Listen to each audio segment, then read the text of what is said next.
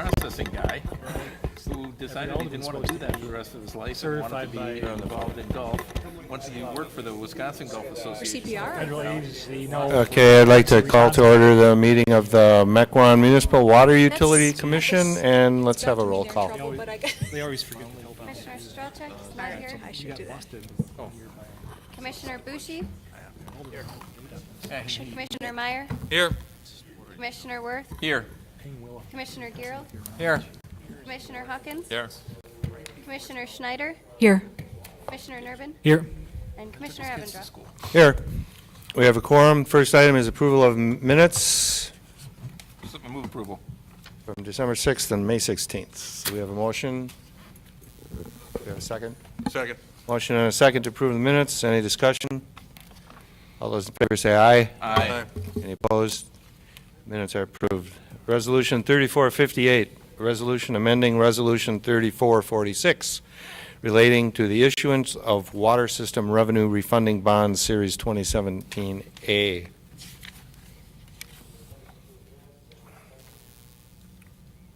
I'll move approval if that's what you're looking for a motion. Second. Motion and a second. Do you want this discussion? Alderman Worth.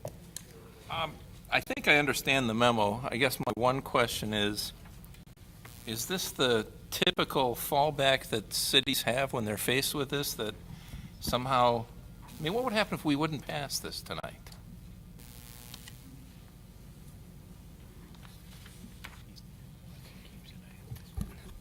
Well, the closing was yesterday.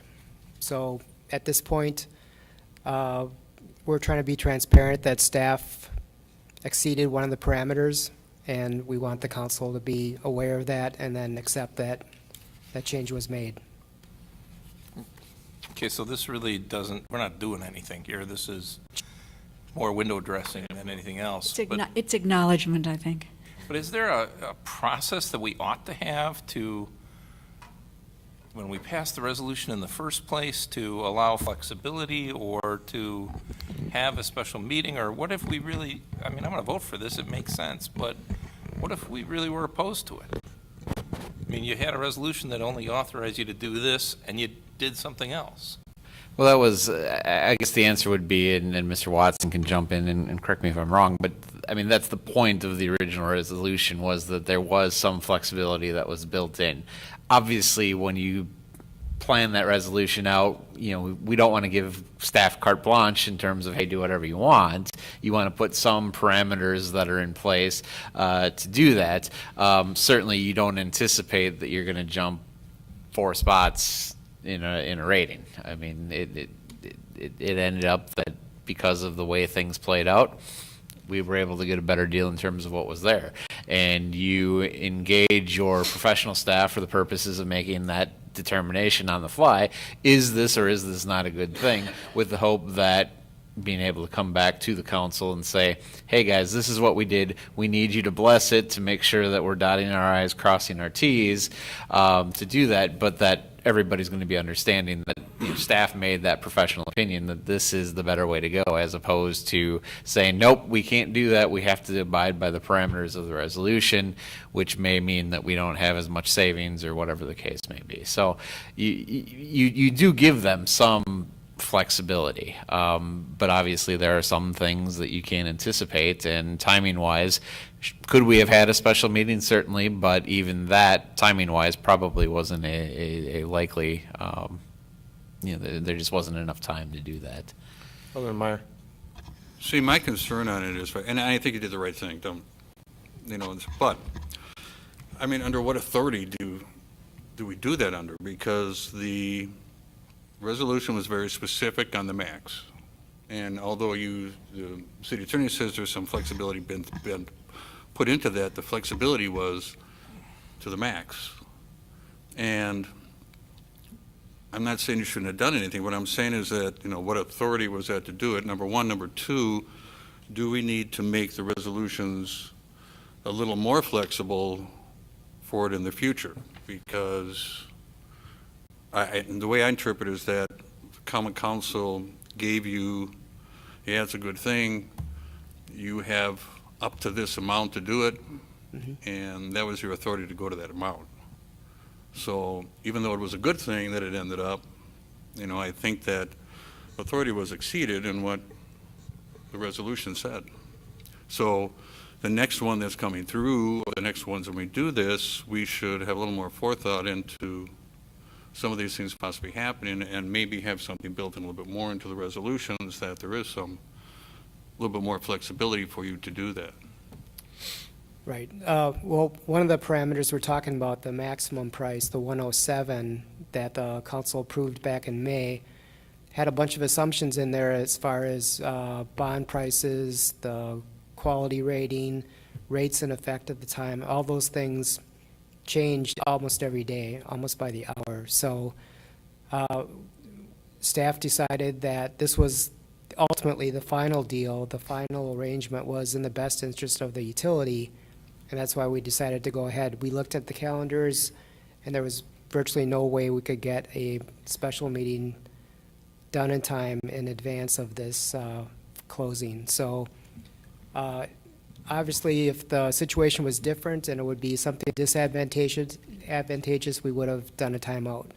But in this case, we thought this was ultimately a better than expected turnout, and so we felt we had some of a choice to make, and this was the best choice to make. Yeah, I'm just saying, next time that we do a resolution in this effect, maybe we should have it so that we have a little more flexibility for city staff in it. Director Watson, this was a negotiated sale, and typically the city's practice has been to pursue competitive bids when awarding bonds. Correct me if I'm wrong, moving forward, it would be staff and the city's desire to pursue competitive bidding on future issuances, which might not require a full-blown parameter resolution as we experienced here with this particular issue. Is that a correct statement? Yeah, that's a fair statement. Typically, the city does a, open bid, open market kind of scenario, but this refunding was a very unique opportunity for the water utility. There was frankly, some issues that the water utility had to work through to get to a point that we could do a refunding. Working with their financial advisors, the negotiated bid was the best option for this particular reissue. Going forward, it's the city's bias to go with a bid process.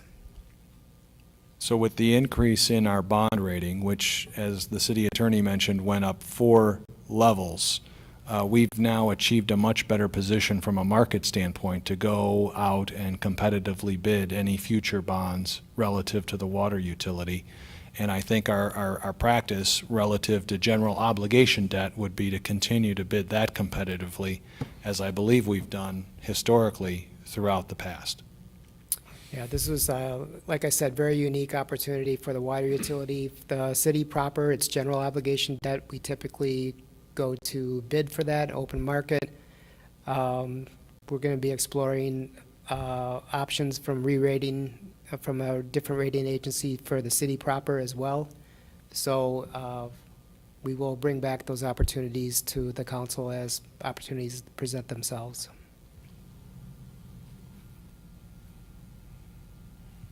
Girl.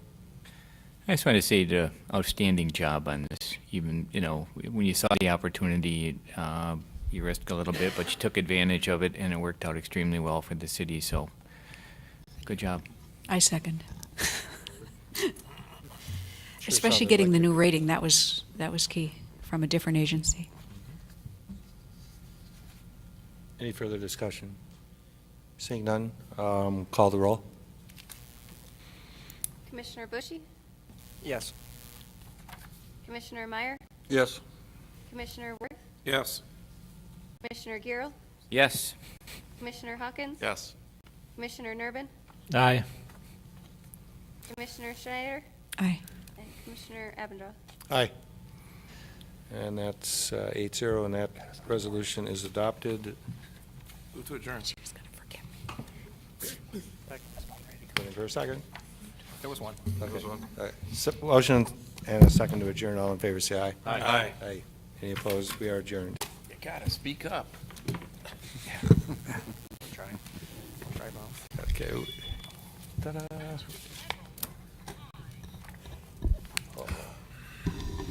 I'd like to call to order the meeting of the Common Council for Tuesday, July 11th, and please join me in the Pledge of Allegiance.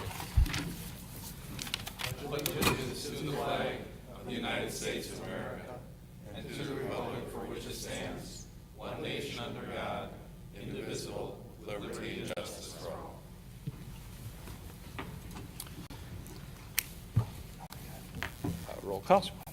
Alderman Strelchak is absent. Alderman Bushy. Here.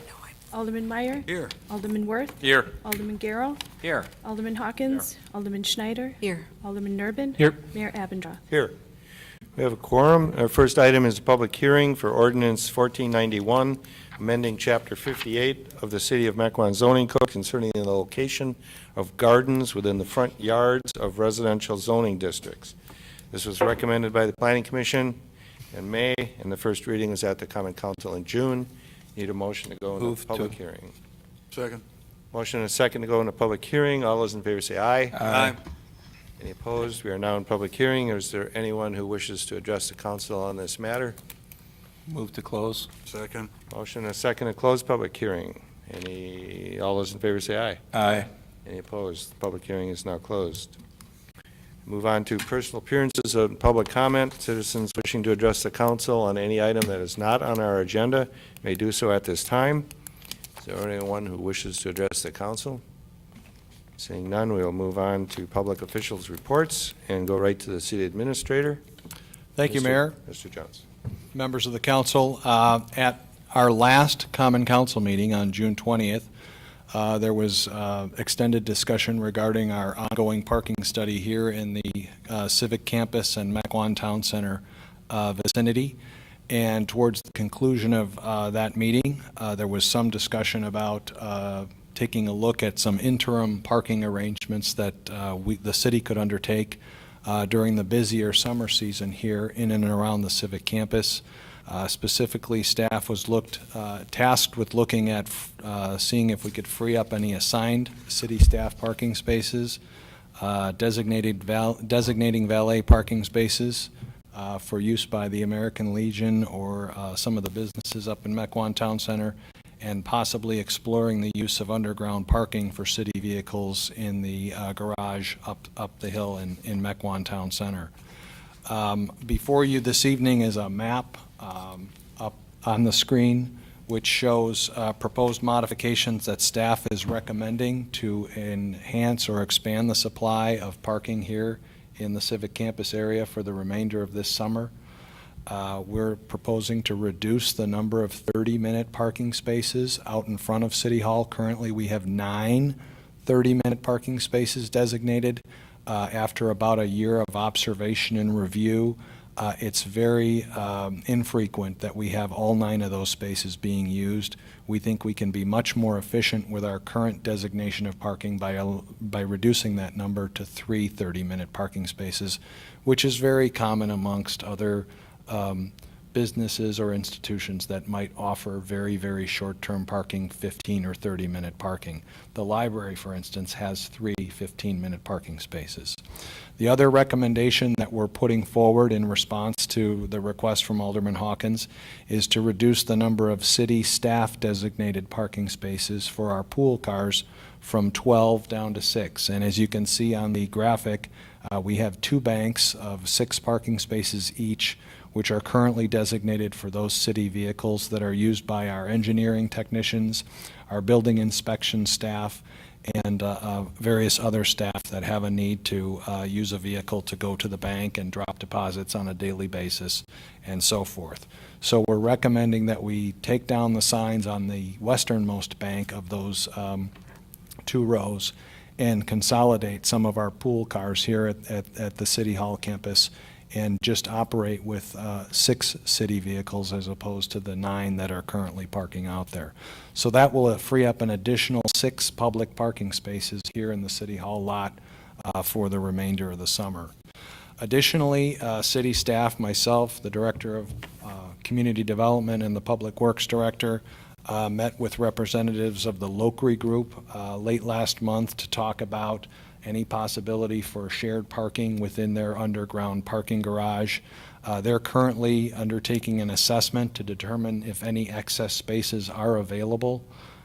We don't have the result back from them. They're reaching out to all of their tenants and determining what hours of the day those spaces are being used. So right now, as we speak, using those underground spaces is not an option.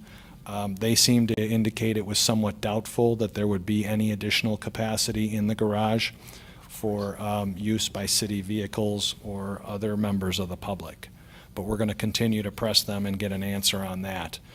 The other portion of our discussion with the Lockery Group indicated a willingness on their part to work with some of the other Mequon Town Center businesses, as well as the American Legion, to take the lead on possibly establishing some form of valet parking up on the parking pad there in and around the Mequon Town Center businesses.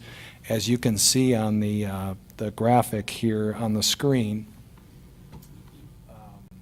there's a little bump out in front of the Legion Hall, which would lend itself well to establishing a drop-off zone for valet parking, which is a little bit apart from where a restaurant such as Cafe Hollander might put valet parking right in front of their restaurant over by Colectivo Coffee, causing circulation issues in that town center parking lot. So they indicated to us a willingness to take the lead and engage in some conversations with some of the businesses. This is probably a little bit of a longer-term play in terms of managing and addressing some of the parking concerns that we've seen in and around that lot, but they certainly indicated a willingness to go forth on organizing those efforts, because I think it would benefit their businesses, specifically Cafe Hollander and possibly Colectivo, during certain hours of the day. So with the conclusion of the parking counts that we're undertaking right now, or that our consultant is undertaking right now, and we anticipate those parking counts wrapping up either this week or at the latest next week, we're in a position to make these parking modifications and free up an additional 12 spaces for unlimited customer parking here in and around the Civic campus. For the remainder of the summer, it's likely that these designations will remain in place through the end of September. By that time, we should have the results of the parking study back from TADI, and then we can wrap whatever we've done here on an interim basis into some of the longer-term recommendations that I think you'll be hearing more about next month at our meeting in August. So I'd be happy to answer any questions that you may have, but we're looking to get this going as soon as we're done with the parking counts. Any questions? I point out that our engineering department and community development department staff is working at this time on redesigning the entire city hall civic campus parking area to be more efficient and to provide more spaces. That is a long-term goal and a long-term project that they've already started working on that. Only fit so much stuff in that space, but they're working on it. So no questions? That was my report. Thank you, Mr. Jones. Move on to the consent agenda, which includes Common Council minutes of June 13th and June 20th, Architectural Board minutes of May 8th and June 12th, Economic Development Board minutes of February, March, April, 2 in April, and another meeting in May, Finance Personnel Committee minutes of May, Landmark Commission minutes of July 16 and May 17, Planning Commission minutes of May, Public Welfare Committee minutes of May, Public Works Committee minutes of May, River Advisory Committee minutes of May, Sewer Utility District Commission minutes of May, Zoning Enforcement and Site Compliance Report through July 1st of 2017, acceptance of the fiscal year 2016 Comprehensive Annual Financial Report, and a report on internal control, which was recommended by the Finance Personnel Committee this evening, and Resolution 3455, authorizing final plat approval for the enclave at Mequon Preserve, Edition Number 1, Phase 2, consisting of 16 lots within a 50 lot, single-family subdivision located at 10729 to 10839 North Wauwatosa Road. This was recommended by the Planning Commission in June. Move approval. Second. Motion and a second to approve. Are there any questions or any discussion on any of these items? Seeing none, all those in favor say aye. Aye. Any opposed? That passes unanimously. Moving on to ordinances. Ordinance 1491, amending Chapter 58, the City of Mequon zoning code, concerning the location of gardens within the front yards of residential zoning districts. This was recommended by the Planning Commission in May, and the first reading was at the Common Council in June. Move to approve.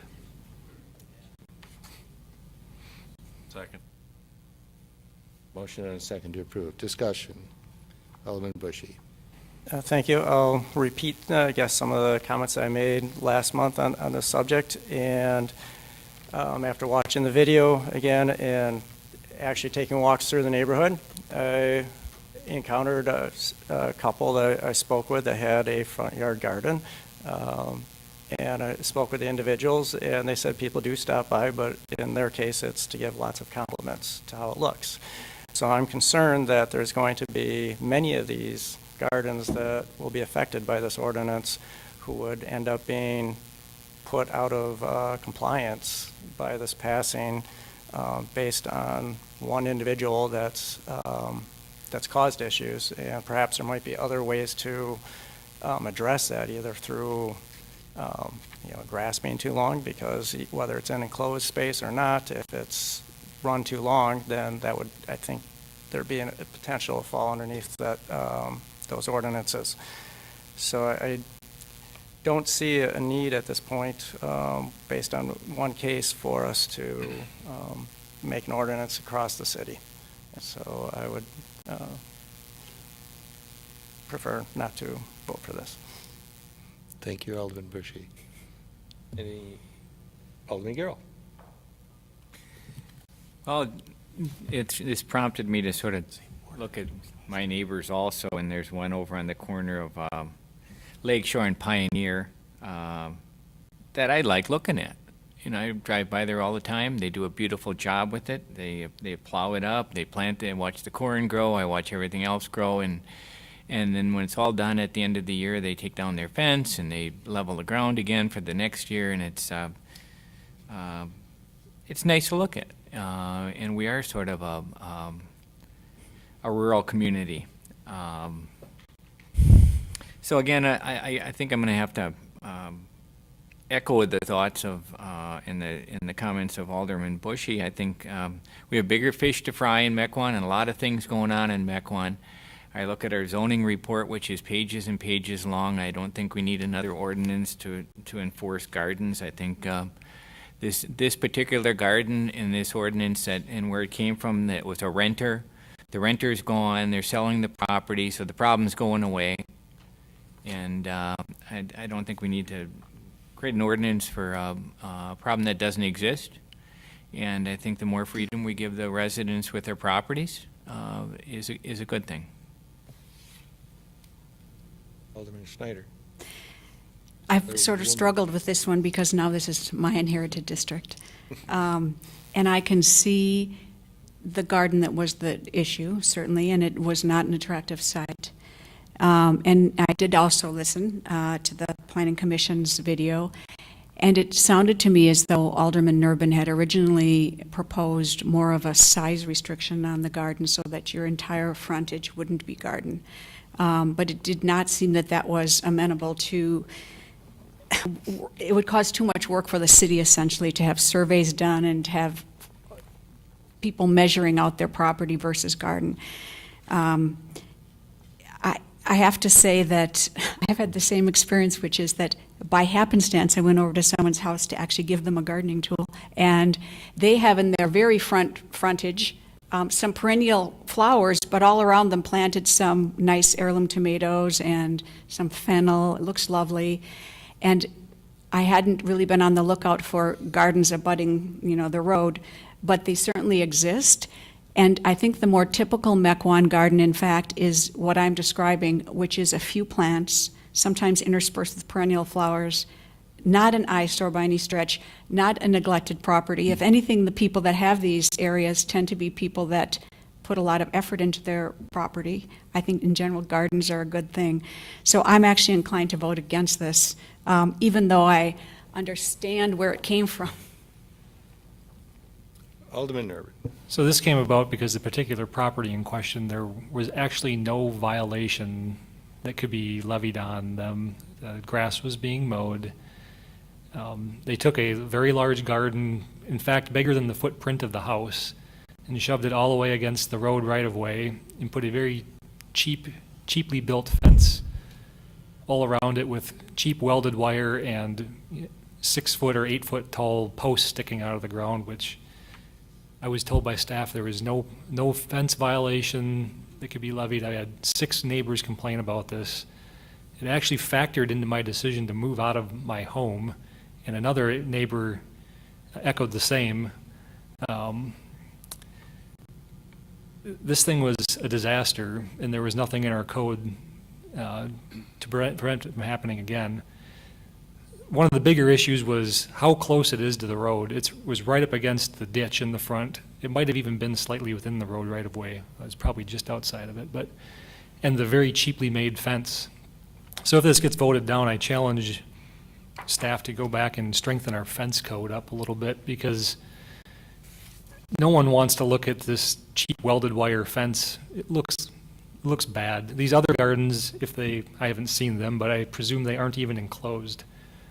Or if they are enclosed, they're probably enclosed by something that looks quite a bit better than what's a highly engineered chicken wire, is essentially what it was. So, we have all sorts of ordinances that have been put in place over time, and many of them came about for reasons like this. Someone did something really harebrained, and there's nothing in the code to prevent it. So, for instance, mowing your grass. If you have grass longer than 8 inches, you can get a violation from the city, a notice from the city telling you to mow your grass, or the city will come in and mow it for you. You can't park your cars all over your grass. You can't put an outbuilding anywhere on your property without conforming to certain parameters, actually the same parameters that these gardens would have to comply with. You can't put a large neon sign in your front yard. We have sign codes for that.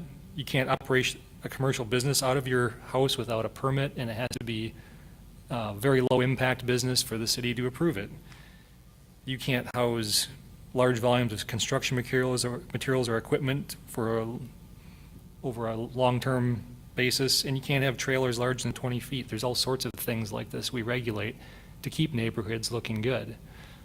And none of these are bad things. This is no different.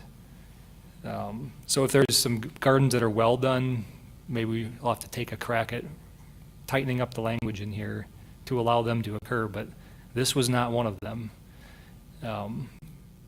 It was poorly done. Thank God the renters moved out and they're selling the house. And they're actually selling the house because of enforcement on other issues on this property. This was not the only issue.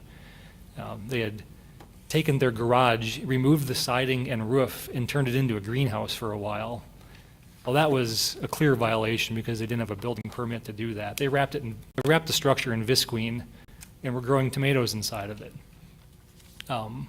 That garage is now gone due to the steady pressure put on by staff. There was nothing that could be done about this ugly garden that was created. So if there's nothing that can be done about it tonight, it's going to happen again. It'll eventually pop up again. So I get the sense it'll probably not pass tonight, but I wanted to voice where this came from and explain it, because it's only a matter of time before someone does it again, and it's going to pop up in maybe not my district or your district, but it'll pop up somewhere, probably in an older part of Mequon that has no HOA, and then the neighbors have no protections. They have no fallback.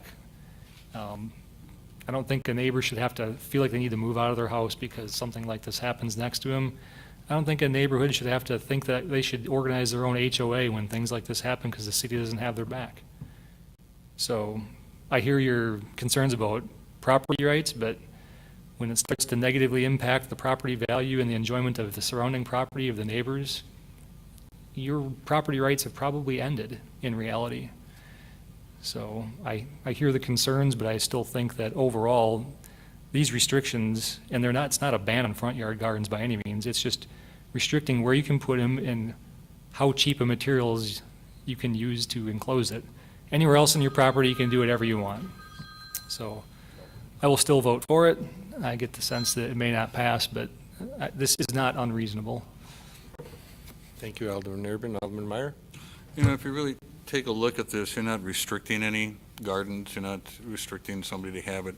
It's just kind of common sense of where that's being placed inside of it. And I'm sure those gardens that they have, that there's some fennel inside of there, or a tomato plant inside there, you know, along with some other flowers around over there. I'm sure that it's probably so nondescript inside of there that it's just looks like a really nice flower garden.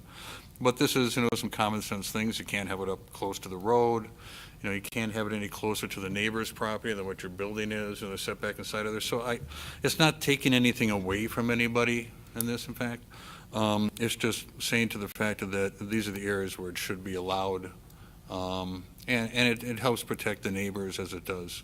And I'm going to vote in favor of it because I don't think it really restricts anybody from having one. I vote against it if it restricted it for totally having one at all, but it doesn't.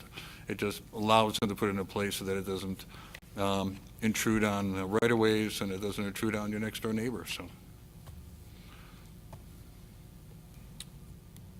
Okay, we have a motion and a second to approve. I'd point out that I was the one vote against this at the Planning Commission because I thought we were just attacking one single household issue. I don't think an ordinance is necessary for that, but that's why I voted against this. I'd also point out that I think the quality of the fencing is probably one of the major issues that occurred on this property. And after reading the ordinance again today, I could plant fruit trees in my front yard and wrap them with chicken wire, and that would be legal because that's not prohibited by this ordinance. This ordinance only prohibits wire fencing around vegetable gardens. So I think we know what we need to do if this happens again, but I don't think we should be doing this now. And let's call the roll. Alderman Bushy? No. Alderman Meyer? Aye. Alderman Worth? No. Alderman Garrell? No. Alderman Hawkins? Alderman Schneider? No. Alderman Nurbin? Aye. 2 to 2 to 5, and the motion fails. Moving on to resolutions, Resolution 3454, approving a fiscal agency agreement with Bond Trust Services Corporation of Roseville, Minnesota, for the payment of annual debt service obligations on behalf of the city for an annual estimated cost of $2,800. This was recommended by the Finance Personnel Committee to go ahead with this contract and have an annual review of the service. Looking for a motion. I move to approve. Second. Motion and a second to approve. Is there any discussion? Seeing none, call the roll. Alderman Meyer? No. Alderman Worth? No. Alderman Garrell? No. Alderman Hawkins? Alderman Schneider? No. Alderman Nurbin? Aye. Alderman Bushy? Yes. 2 to 5. 5. Okay, you defeated this without any discussion. All right. Well, I'll put my little discussion in that I put in the earlier meeting, which is that I think that there are other avenues that the city could use to make sure that this issue didn't happen again, that we haven't explored, because there wasn't a system in place to make sure that this issue of non-payment of bonds didn't occur. So I think there are other opportunities, cost-free, that could be utilized. Moving on, Resolution 3456, canceling the special assessment against benefited property, the enclave at Mequon Preserve 2, in connection with completion of the Wauwatosa Road Sanitary Sewer Expansion Project. Recommendation forthcoming from Public Works. Mayor Public Works Committee met this evening and approved Resolution 3454 and 3456. 3456 Unanimous. and 3457. I'm sorry, 3456 and 3457. Okay. Do I have a motion? And a motion to approve. Second. Motion and second to approve. Is there any discussion? Call the roll. Alderman Worth, Aye. Alderman Garrell, Aye. Alderman Hawkins, Alderman Schneider, Aye. Alderman Nurbin. Aye. Alderman Bushy. Aye. Alderman Meyer. Aye. That's unanimous, and that resolution is adopted. Companion resolution is 3457, levying reallocated special assessments against benefited property, the enclave at Mequon Preserve 2, in connection with completion of the Wauwatosa Road Sanitary Sewer Expansion Project. This was recommended by the Public Works Committee. So moved. Second. Motion and second to approve. Is there any discussion? Call the roll. Alderman Garrell. Aye. Alderman Hawkins. Aye. Alderman Schneider. Aye. Alderman Nurbin. Aye. Alderman Bushy. Aye. Alderman Meyer. Aye. Alderman Worth. Aye. That's unanimous, and that resolution is adopted. Resolution 3458, amending Resolution 3446, relating to the issuance of Water System Revenue Refunding Bonds, Series 2017A. This was recommended by the Water Utility Commission this evening. To approve. Second. Motion and second to approve. Is there any discussion? Call the roll. Alderman Hawkins. Aye. Alderman Schneider. Aye. Alderman Nurbin. Aye. Alderman Bushy. Aye. Alderman Meyer. Aye. Alderman Worth. Aye. Alderman Garrell. Aye. 7-0, and that is adopted. We have no specified unfinished business, no petitions, memorials, remonstrances, or communications, no specified miscellaneous new business. We have a closed session on the agenda. I have to recuse myself, Your Honor. From Resolution 3453. But I need to recuse myself as well. Okay. Yes. Okay. And I'll read this. Convene into closed session pursuant to Section 19.85, paren 1, paren E, Wisconsin State Statutes, It's the same. deliberating or negotiating the purchasing of public properties, the investing of public funds, or conducting other specified public business whenever competitive or bargaining reasons require a closed session. This refers to the consideration of an offer to purchase city-owned land at 12431 North Green Bay Road. We also have on our agenda reconvening into open session to take up Resolution 3453, which would approve the contract to purchase this land. And the Finance Personnel Committee dealt with this in open session this evening. So if you want to go into closed session, you can make a motion to do so, or you can remain in open session. The choice is yours, as it always is. Move to go to closed session. Pardon? Move to go into closed session. Is there a second? No withdrawal. Dies for lack of lack of a section. Second, we will remain at open session.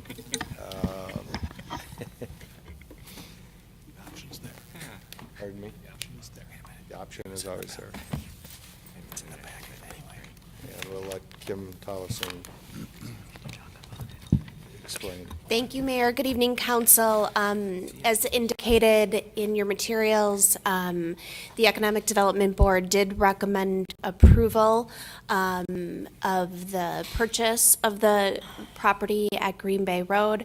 The Finance and Personnel Committee also recommended, in line with the Economic Development Board's recommendations and conditions tonight by a vote of 2-0. The discussion, since we were last in front of the council, the action steps have been to get an updated appraisal report for the property. There were a few different types of proposals or values vetted through based on development types. As part of that appraisal report, there were considerations of land sales to be expected, as I had previously indicated, given the previous appraisal report from 2013, which was based on sales comparisons that were not only limited in number, but based on the time of sales during the recession. We expected that there would probably be a higher value placed on the property given the increase in the number of sales comps. The highest and best use, as identified by the appraiser, is actually 3 single-family lots at 1 acre in lot size, valued at a total of about $168,000. There was also larger single-family lots evaluated, and then based on knowledge of the potential development proposal here, there was also consideration of a low-density multiple-family project, which in this particular case would be duplex, side-by-side plex development. The property is just over 3 acres. The developer does have a contract to purchase the adjacent parcel, which is just over, well, about 7 acres. So in combination, we're looking at just over 10 acres. And the Economic Development Board recommended approval of a purchase price based on the highest and best use value, which was $168,000. And subject to direction in the past from the council on this particular item was to utilize a discount off that purchase price based on demolition, environmental, and cleanup costs for the property. Right now, we're estimating those to be at about $60,000. And then the Economic Development Board offered an additional 5% discount off of that. And that was suggested because they were looking to be somewhat in line with some of the other incentives or bonuses that we offer as part of the fast track formula. If you recall, that fast track incentive offers, at least for the 2 Port Washington Road TIF districts, the ability to get a 5% bonus should you combine 2 smaller parcels so that you do a larger comprehensive development. So the Economic Development Board recommended that $168,000 with the fast track formula and the 5% discount on top of that. The Economic Development Board also asked that the city take on at least the initial phase 1 environmental assessment, I think essentially just to be able to control and manage that particular scope. I provided in your packet tonight a scope of services from Sigma. That cost to the city, regardless of whether we take on management or the developer would, the contracts suggest that we would reimburse the developer for that, but the scope of services is at about $2,300. And then I'm happy to answer any other detailed questions or concerns that you might have. So the final price that would be in the blank on Resolution 3453 would be $159,600. The $60,000 estimated demolition cleanup costs is an estimate, and we will be paying that back to the developer after he does that work. And it could be, so the net price could be higher or lower than the $99,600, depending on the cost of that. Alderman Hawkins. I have a quick question. The Economic Development Board approved this at the price the mayor suggested.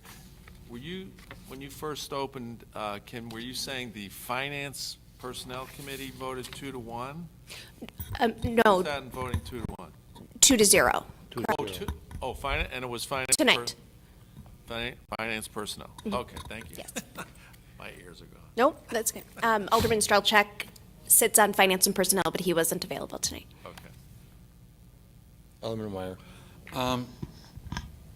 I kind of understand the reasoning for using the fast track formula, but basically, we set that up because we wanted to have, our redevelopment area and wanted to have, our corridors over here so that we combine stuff. It really wasn't set up for other places inside of the city to do that. I'm wondering why the Economic Development Board would do that when it's really kind of outside of the scope that, I know they're trying to do it to be fair, I guess is what it is, it's outside of scope that it was originally intended for.